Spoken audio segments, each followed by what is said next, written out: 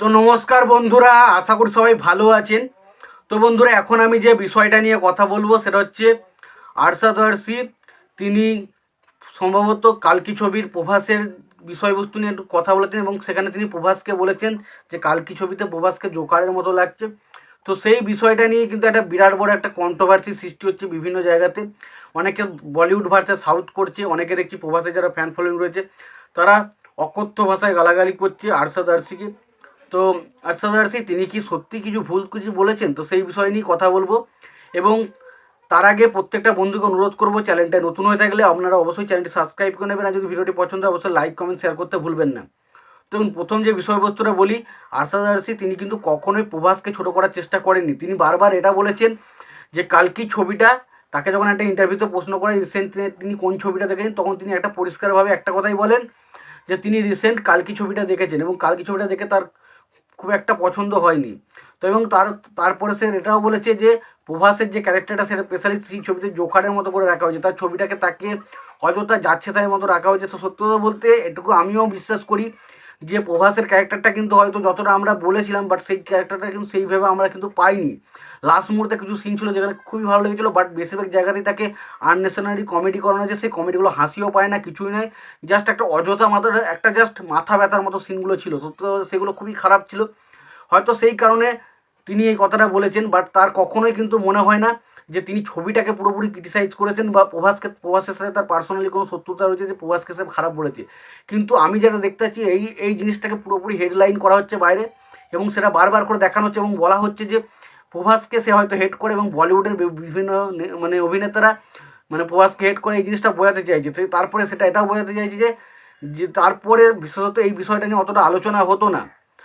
এই তাহলে কী হয়েছে কি, এই যে স্টেটমেন্টটা আসার পর সাউথের বিভিন্ন অ্যাক্টাররা এই বিষয়টা নিয়ে আলোচনা করেন। তো দেখুন, এবার সেই সময় যে সমস্ত অ্যাক্টারগুলো নিয়ে আলোচনা করেছিল তাদের নিয়ে কিন্তু খুব একটা যে হাইপ ছিল সেটা না। তবে বিষয়বস্তু হচ্ছে সাউথের একজন জনপ্রিয় অভিনেতা ন্যাচারাল স্টার নানি, তিনি কিন্তু এই বিষয়ে একটা বিরাট বড় মন্তব্য করে ফেলেন এবং তারপর থেকেই সে কন্ট্রোভার্সিটা কিন্তু একটা অন্য মাত্রা নিয়ে নেয়।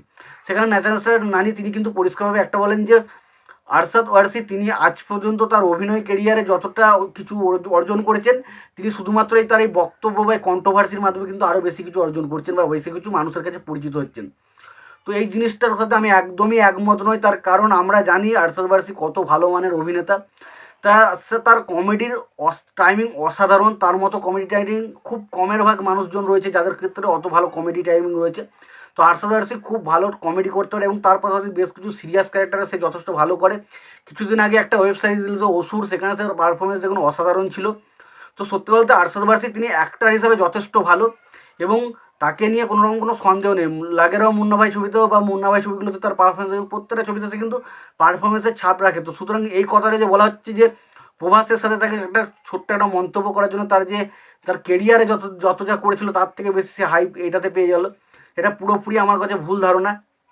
এবার বিষয়বস্তু হচ্ছে কি, আমরা একটা জিনিস বারবার করে যদি দেখি, ভালো করে লক্ষ্য করি যে বলিউড যখনই কোনো কিছু বলে বা কোনো কিছু করে সেটা নিয়ে কিন্তু গোটা ভারতবর্ষের মানুষ বা যারা প্রত্যেকে কিন্তু সামিল হয়ে যায় এবং প্রত্যেকে বলিউডের পেছনে কাদা ছিটানোর পেছনে চলে আসে। কিন্তু আমরা দেখেছি সাউথেও যদি এরকম কিছু হয় সেটা কিন্তু সাউথের যদি হয় সেটা কিন্তু আমরা কোনো দিন সেটা নিয়ে বেশি আলোচনা বা ওকচকা করি না।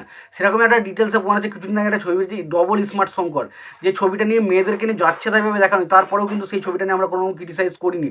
কিন্তু এটা যদি এই মুহূর্তে যদি আমাদের বলিউড করতো সেটা নিয়ে আমাদের বিরাট বিরাট একটা বিষয় কিছু একটা কন্ট্রোভার্সি জায়গায় কিন্তু চলে আসতো। এছাড়া আমরা যদি বলি, আমার খুবই পছন্দের আছে বলছে এস রাজামৌলি, তিনি কিন্তু একটা সময় বলেছিলেন যে প্রভাস যা হিরো সেই কাজে ঋত্বিক তার কাছে কিছুই নয়। তো এরকম একটা কিন্তু কন্ট্রোভার্সি স্টেটমেন্ট কিন্তু দিয়েছিল, কিন্তু পরবর্তী সময় সে চেঞ্জ করলো। কিন্তু এই যে বিষয়বস্তুটা তাদের মধ্যে কিন্তু রয়েছিল তখন কিন্তু এই যে আমরা সাউথ ভার্সেস বলিউড এটা কিন্তু কেউ করেনি। তো এটাই বলতে চাইছি যে বিষয়বস্তুটা হচ্ছে কি অ্যাকচুয়ালি আরশাদ ওয়ারসি তার ছবিটা দেখে তার কেমন লেগেছে সেই বিষয়ে সে একটু অপিনিয়ন দিয়েছিল, সেটা থেকে মিডিয়া এমনভাবে জিনিসটাকে দেখানোর চেষ্টা করেছে সেটা থেকে মনে হয়েছে যে না আরশাদ ওয়ারসি তিনি কিন্তু প্রভাসকে দেখে জ্বলেন, প্রভাসকে তিনি প্রচণ্ড পছন্দ করেন না, তিনি প্রভাসকে প্রচণ্ড জোকার বলেছেন। কিন্তু প্রভাসকে তিনি জোকার বলেননি, তিনি শুধুমাত্র কালকি ছবির বিষয়ে কিন্তু প্রভাসকে যে তার ক্যারেক্টারটা জোকারের মতো লেগেছে, খুব একটা ভালো লাগেনি। যে যতটা প্রভাসকে ভালো লাগার কথা সেটা কিন্তু ভালো লাগেনি, এটা কিন্তু অনেকেরই লেগেছে। বাট কেউ হয়তো সেরকম বলে, যারা যারা রিভিউটা ভালো করে দেখবেন অনেকেই বলেছেন যে প্রভাসের ক্যারেক্টার কিন্তু খুব যে এক্সট্রাঅর্ডিনারি লাগেনি। তো সত্যি কথা এটা কিন্তু একটা সাধারণ কথা। তো এই বিষয়টা নিয়ে অতিরিক্ত কন্ট্রোভার্সি হচ্ছে, অতিরিক্ত দেখছি আলোচনা হচ্ছে। তো এই বিষয়টা নিয়ে আমার কথা বলার দরকার ছিল, আমি বললাম। এবং এই বিষয়ে তোমাদের কি মতামত তোমরা জানিও। তোমাদের যদি ভিডিওটি পছন্দ হয়ে থাকে লাইক কমেন্ট শেয়ার করতে বলো না। চ্যানেলটি যদি নতুন হয়ে থাকো অবশ্যই চ্যানেলটি সাবস্ক্রাইব করে নিয়ে পাশে বেল আইকনটা অবশ্যই প্রেস করে দিও। ভালো থেকো, সুস্থ থেকো।